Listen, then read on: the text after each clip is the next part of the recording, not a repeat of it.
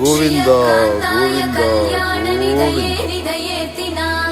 श्रीवेङ्कटनिवासाय श्रीनिवासाय मङ्गलम्। लक्ष्मी सविभ्रमालोकसुभ्रूविभ्रमचक्षुषे चक्षुषे सर्वलोकानां वेङ्कटेशाय मङ्गलम्।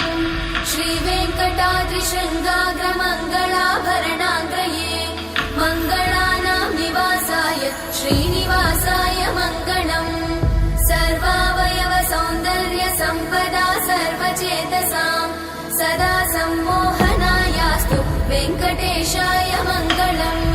नित्याय निरवध्याय सत्यानन्दचिदात्मने सर्वान्तरात्मने श्रीमद् वेङ्कटेशाय मङ्गलम्। स्वतः सर्वविदे सर्वशक्तये सर्वशेषिने सुलभाय सुशीलाय वेङ्कटेशाय मङ्गलम्।